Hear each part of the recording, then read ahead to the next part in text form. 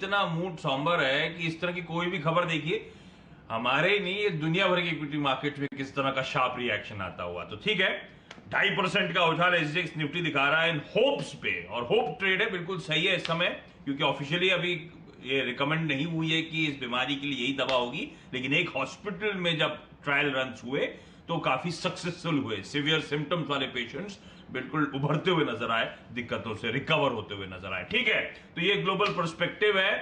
अच्छा, इस बीच जरा भारतीय बाजार कल के दिखाइएगा, कल का सेशन इंटरेस्टिंग था, और मैंने कहा था वीरू की एक्चुअल स्ट्रेटेजी एकदम सटीक पड़ रही है, क्योंकि वीरू ने कल कहा था 9050 9100 तक के अपसाइड टारगेट्स नजर आते हैं, और बाजार घूमा कहां से? कल 9050 9053 के लेवल्स ही कल के टॉप थे। तो एकदम प्रिसाइज अगर वो टारगेट्स आपने सेट करे होंगे तो फिर से सेशन में अच्छा मुनाफा हुआ होगा।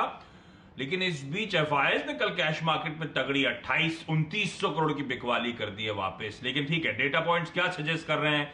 अगर इस तरह की गैप अप के साथ शुरुआत होनी है जो 2-2.5% के आसपास, खैर 9 बजने में अभी हमारे प्री ओपन में समय है, देखते हैं एसजीएक्स निफ्टी कैसा बिहेव करता है, लेकिन इस समय जिस तरह का मूव नजर आ रहा है 2.5% के उछाल का, तो वीरू ऐसे में रणनीति क्या होगी? डेटा पॉइंट्स क्या सजेस्ट कर रहे हैं? इस 2.5% गैप अप के बाद आप कैसे स्ट्रेटेजाइज करोगे? देखिए आशीष, कल दो लेवल्स ने काम किया। कल था 8806 नीचे और बैंक निफ्टी में 18500 18750।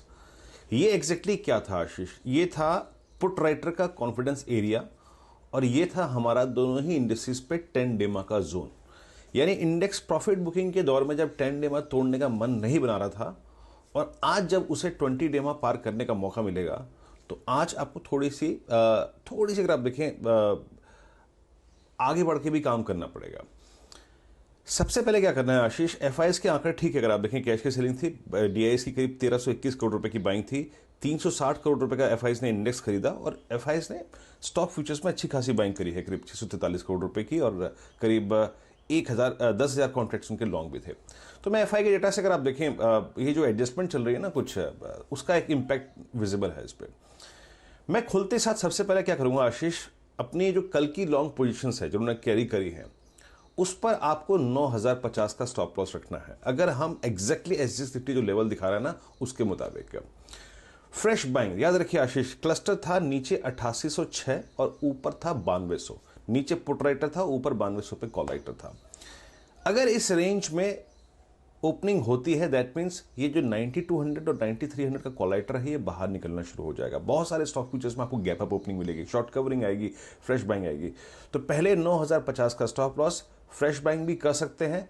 अच्छा रहेगा कि आप वीकली कॉन्ट्रैक्ट की 9300 या फिर 9400 की कॉल ले लें, और उस पर भी 9050 का स्टॉप लॉस लगा लें। फर्स्ट हर्डल होगा आशीष 9260 9270, यानी परसों का हाई। और याद रखिए, अगर हम इस रेंज में यानी 9200 के ऊपर क्लोज हो रहे होंगे, तो मैं एटलीस्ट ये कहता हूं कि अपनी लॉन्ग पोजीशंस को सोमवार के लिए आप कैरी भी कर सकते हैं, considering Dow futures and US market का आज लाइकली बिहेवियर। तो ये रखना है आपको व्यू, 9270 के ऊपर 9380 9400 की पॉसिबिलिटी बहुत ज्यादा है। लेकिन आज का क्रक्स क्या रहेगा आशीष? आपको मालूम है पिछले एक महीने में सबसे ट्रबल्ड इंडेक्स था बैंक निफ्टी। कल 18750 होल्ड कर गया, बाइंग हुई, 18400 आ भी गया। इस गैप अप ओपनिंग के बाद आज के लिए सबसे बड़ा एक कोई अगर लेवल है तो वो है 20450 निफ्टी का 20 डेमा। निफ्टी मल्टीपल अटेम्प्ट ले चुका है इसको पार करने का, लेकिन बैंक निफ्टी अब तक 20 डेमा के पास गया भी नहीं है। तो अगर 20450 के ऊपर बैंक निफ्टी क्लोज होता है तो ये आने वाले दिनों के लिए अच्छा संकेत होगा। इस सर्कमस्टेंसेस में आप अपनी लॉन्ग को कैरी कर सकते हैं।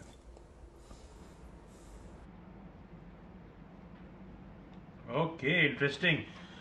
तो गैप अप के साथ शुरुआत होने के इंडिकेशन थे, और वो गैप अप और बढ़ता हुआ 3% एसजीएक्स निफ्टी में मजबूती, और हम इंतजार कर रहे थे एफएमपीएम की उस मीटिंग के बाद स्टिमुलस पैकेज की। इस बीच आप लोग की स्क्रीन पे बड़े इंटरेस्टिंग फ्लैशेस चलते हुए आज फिर आरबीआई गवर्नर शक्तिकांता दास साहब की सुबह 10 बजे प्रेस कॉन्फ्रेंस है।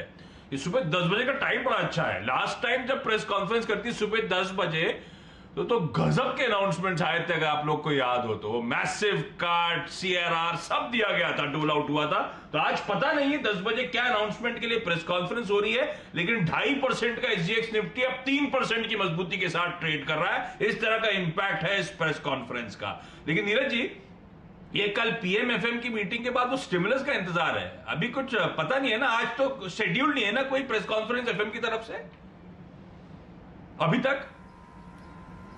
नहीं, ऐसा कोई शेड्यूल अभी है नहीं। और हालांकि चर्चाएं बहुत हैं, बहुत सारी मीटिंग्स हुई हैं, बहुत सारी चीज़ों पे बातचीत हुई है, लेकिन ये कहना बड़ा मुश्किल है कि वो आज अनाउंसमेंट होगा कि नहीं होगा। हालांकि आमतौर पे आपको याद होगा फ्राइडे को बहुत प्रेस कॉन्फ्रेंस करते हैं FM साहब अपनी, तो पक्के तौर पर नहीं कहा जा सकता, लेकिन कुछ भी हो सकता है। तो इंतजार रहेगा और कुछ भी हो सकता है। यही होप्स ही थी कल के सेशन में भी, आपको लोअर लेवल से रिकवरी के पीछे यही होप्स थी, जब लगातार फ्लैशेस चल रहे थे, FM PM की मुलाकात हो रही है रात पैकेज पे। अब वो आउटकम कब आएगा पता नहीं, लेकिन अभी इस समय जो पुख्ता हो चुका है कि 10 बजे RBI गवर्नर की एक प्रेस कॉन्फ्रेंस स्केड्यूल्ड है। अच्छा, वरुण के पास क्विकली जा रहा हूं। वरुण बताएंगे आज के all important stocks in news. Varun, कौन कौन से स्टॉक्स रडार पर हैं? देखिए, सबसे पहले तो आशीष, ऑयल मार्केटिंग कंपनीज और ऑयल प्रोड्यूसर्स को अपने रडार पर रखें, क्योंकि ओपेक ने जो वर्ल्ड ग्रोथ व्यू है उसको काटा है। अब 1.5% की डी ग्रोथ की बात कर रहे हैं, जबकि पहले इसके 2.4% की ग्रोथ की बात की जा रही थी। और इंडिया की भी जो इकोनॉमिक ग्रोथ है उसको भी काटा है 5.2% से 2% तक। डिमांड व्यू जो है उसमें भी कमी की है। तो कहीं ना कहीं जो ओवरऑल कट किया है इन्होंने, इसका इम्पैक्ट आपको OMCs और ऑयल प्रोड्यूसर्स पे देखने मिलेगा। दूसरा M&M, MRPL यानी कि महिंद्रा रिन्यूएबल्स प्राइवेट लिमिटेड, जो कि महिंद्रा एंड महिंद्रा की एक सब्सिडरी थी। इन्होंने कहा था कि ये डिवाइन सोलरेन प्राइवेट लिमिटेड, जो कि इस सब्सिडरी की सब्सिडरी है, उसमें 100% स्टेक बेचेंगे। और वो स्टेक सेल जो है इन्होंने कंप्लीट कर दिया है। 124 करोड़ 50 लाख में ये स्टेक सेल जो है वो किया गया है। फ्यूचर लाइफस्टाइल केयर ने इस कंपनी की जो बैंक फैसिलिटीज और NCDs है उनकी रेटिंग्स को अभी भी बरकरार रखा है, लेकिन जो अपना आउटलुक है उसको रिवाइज कर दिया है। पहले आउटलुक पॉजिटिव था, अब उसको रिवाइज करके नेगेटिव कर दिया है। तो काफी नेगेटिव न्यूज है इस कंपनी के लिए। इमामी पे नजर रखें, क्योंकि तमाम कंपनीज जो है वो अब हैंड सैनिटाइजर बना रही है। तो इमामी ने भी बोरोप्लस नाम से एंटी ग्रीन हैंड सैनिटाइजर जो है उसको लॉन्च कर दिया है।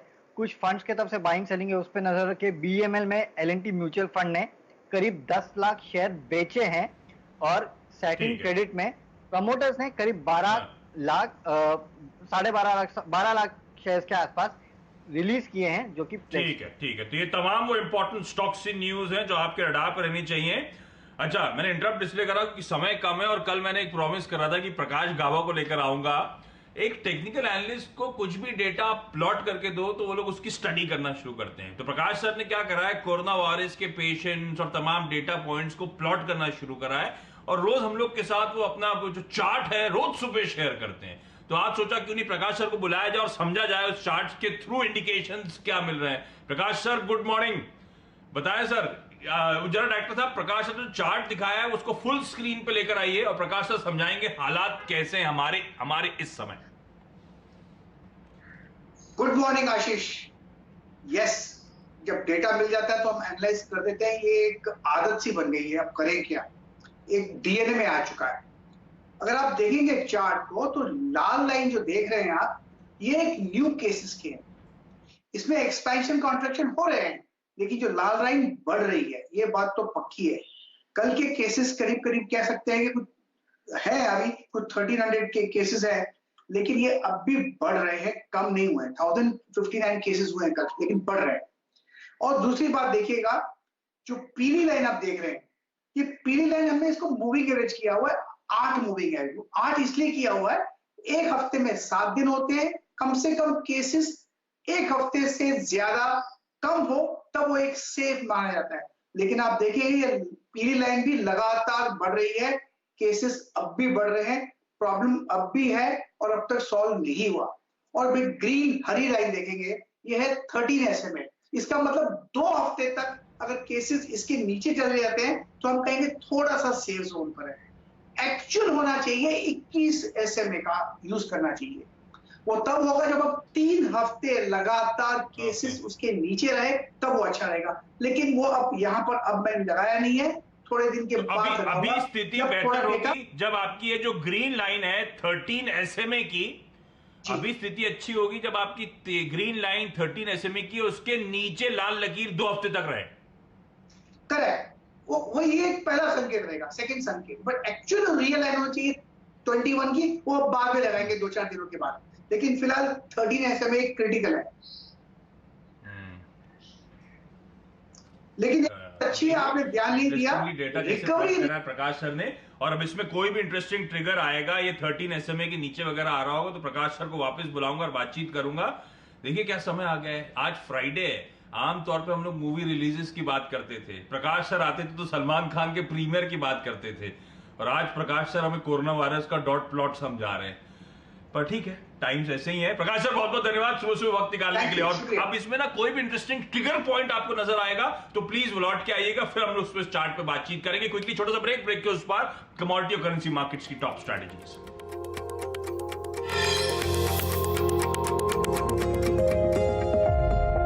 मेरे लिए सबसे प्रेशियस है टाइम, इसीलिए LIC की वेबसाइट पे ऑनलाइन प्रीमियम भरता हूँ। अब लाइफ तो सिक्योर्ड है ही, टाइम भी बचता है। LIC है तो और कहीं क्यों जाएं? घर में फैमिली की डिमांड्स और ऑफिस में काम की इन्वेस्टमेंट करने के लिए टाइम कहाँ मिलता है? मिलता है क्योंकि मेरे पीछे SMC है। SMC, money wise be wise. Investment in securities market are subject to market risks. Read all the related documents carefully before investing. आजकल सब कुछ सुपर फास्ट हो गया है, यहाँ तक कि LIC की पॉलिसीज का प्रीमियम भरना भी। बस LIC की वेबसाइट पर जाकर फटाफट प्रीमियम भर देता हूँ, समय की भी बचत और नो झंझट। तो फिर मैं और कहीं क्यों जाऊँ?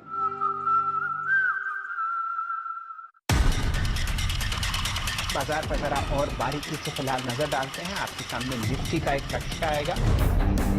आज क्या हुआ बाजार में? 30 में से 15 ऐसे शेयर्स थे जो हरे निशान में बंद हुए। कल के सत्र के लिए निफ्टी कल के लिए बनाएंगे स्ट्रैटेजी।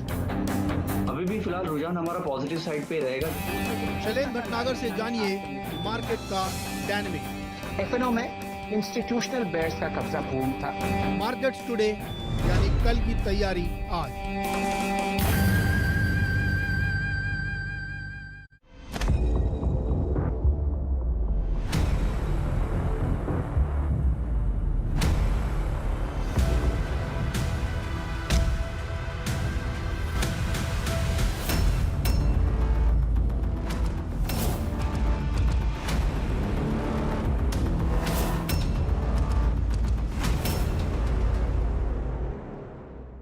जिसको पीते ही ऐसा लगता है जैसे जन्नत, जिंदगी, सुब्लाइम, फ्रेश, ऑसम, संतुलित, बहुत मस्त यार।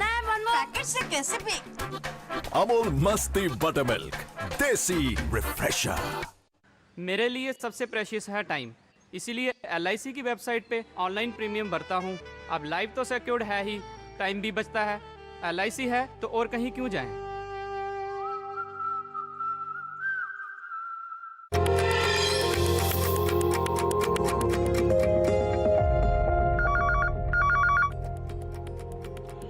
ब्रेक के बाद आपका स्वागत है और आज की कमोडिटी स्ट्रैटेजी है ग्लोब कैपिटल की तरफ से। और ICEX पर स्टील का मई वायदा बेचने के मौके हैं 29,300 के टारगेट्स के लिए। पर जरा सा वेट एंड वॉच करिएगा, जो ग्लोबली थोड़ा सा मूड सुधर रहा है, कहीं ऐसा ना हो मेटल्स में आउट परफॉर्मेंस दिखने लगे।